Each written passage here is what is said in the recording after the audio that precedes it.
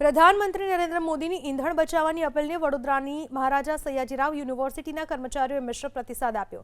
કેટલાક કર્મચારીઓ પેટ્રોલ ડીઝલના વાહનો લઈને આવ્યા તો વાઇસ ચાન્સેલર વ્હીકલ પર પહોંચ્યા। પ્રધાનમંત્રી મોદીની અપીલ બાદ મહારાજા સયાજીરાવ યુનિવર્સિટીએ દર સોમવારે એક દિવસ નો વ્હીકલ ડેનો નિર્ણય કર્યો હતો। જો કે યુનિવર્સિટી હેડ ઓફિસમાં ફરજ બજાવતા કેટલાક અધિકારીઓએ નિયમોનું ચુસ્ત પાલન કર્યું અને વાહન વગર જ પબ્લિક ટ્રાન્સપોર્ટની મદદથી પહોંચ્યા।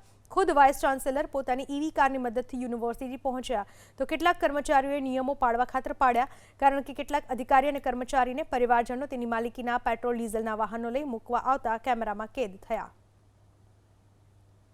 એના માટે જ અમે લોકોએ વ્હીકલ મૂકીને 3 જણા જોડે નીકળે કારણ કે ડ્રોપ કરીને નીકળ્યો તો એટલું પેટ્રોલનું સેવિંગ થાય મૂકવા માટે આવ્યો છું। મારી ડોટર ઇન લો છે, આ મારા મિસિસ છે, ફાઇનાન્સમાં છે, फाइनर्स में है ना। हमारी डॉटर इन लोग यहाँ एकेडमिक में चाहिए।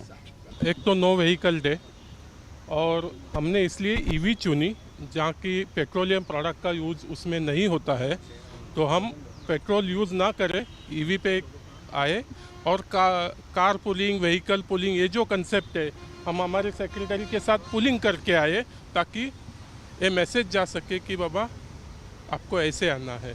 એટલે એ મેસેજને યુનિવર્સિટીનો અમલ બરાબર છે, પણ હું રોજ બપોરે મારા મધર મારાથી અલગ અહીંયા જુદા રહે છે એટલે એમને મળવા જતો હોઉં છું, એટલે મારા પર્સનલ રીઝનથી હું ગાડી લઈને આવ્યો છું એમને ઘરે જવા માટે।